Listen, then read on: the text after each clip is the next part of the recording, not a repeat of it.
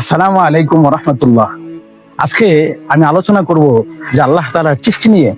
আল্লাহ তাআলার সৃষ্টি যে কত সুন্দর, কত নিখুঁত, এটা যদি আমি আপনাদেরকে না দেখাই আপনারা বুঝবেন না। আমি যদি আপনাদেরকে দেখাই যে আল্লাহ তাআলার পৃথিবীটা কত সুন্দর, পৃথিবীটা এত পরিমাণে সুন্দর, দেখেন আসমান কত বড়, তারপর আসমানের মধ্যে যে আল্লাহ তাআলা কত পরিমাণের মাখলুকাত সৃষ্টি করছেন সেটা বলার বাহিরে। তো আল্লাহ তাআলা কোরআন মাজিদে বলছেন, ওমা খলাকতুল জিন্না ওয়াল ইনসা ইল্লা লিয়াবুদুন, আমি মানুষ এবং জিন জাতিকে একমাত্র আল্লাহ তাআলার ইবাদত করার জন্য পাঠাইছি।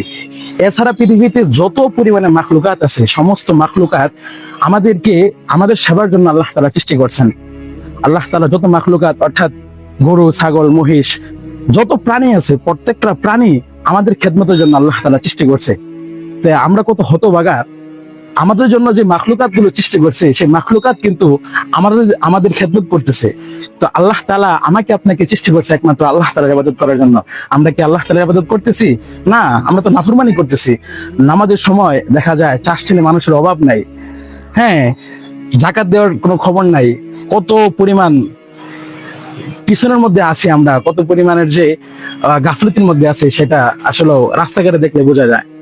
আমি যদি আপনাদেরকে দেখাই, ওই রাস্তার পারে দেখেন ওই বাস স্ট্যান্ডে কত লোক দাঁড়াই আছে, হ্যাঁ, বাসের মধ্যে লোক দাঁড়াই আছে, এদিকে নামাজ চলতেছে, নামাজের কোনো খবর নাই। তো এই হলো পৃথিবীর অবস্থা। হ্যাঁ, পৃথিবীতে আসলে মানে কিয়ামতের যে সংগীত, কিয়ামত যে হয়ে যাবে সেটা অতি নিকটে, এটা বোঝা যাচ্ছে। তো এই জন্য ভাই, দুনিয়াটা ক্ষণস্থায়ী, দুনিয়া বেশি দিনের জন্য না। এই দুনিয়াতে আমরা আজকে আছি, একদিন থাকবো না, সবাই চলে যাবো দুনিয়া থেকে। এজন্য আমাদের আল্লাহ তাআলা যে আমাদেরকে যে হুকুম দিয়ে পাঠাইছে নামাজ পড়ার জন্য, সেটা আমাদের অবশ্যই করা দরকার। নামাজ বেশি থেকে বেশি পরিমাণে পড়া দরকার। আল্লাহ বলছেন, হাদিসে আছে, আউয়ালু মা ইউহাসাবু বিহিল আবদু ইয়াউমাল কিয়ামাতিস সালাহ, কাল কিয়ামতের ময়দানে সর্বপ্রথম নামাজের হিসাব হইবে। সর্বপ্রথম নামাজের হিসাব হইবে, অন্য কোনো হিসাবের কথা আল্লাহ বলে নাই। এজন্য ভাই, নামাজটা প্রত্যেকেই খুব যত্নের সাথে পড়া উচিত, খুশুর সাথে পড়া উচিত। আল্লাহ তাআলা আমাদের সবাইকে 5 ওয়াক্ত নামাজ জামাতের সাথে পড়ার তৌফিক দান করুক, আমিন।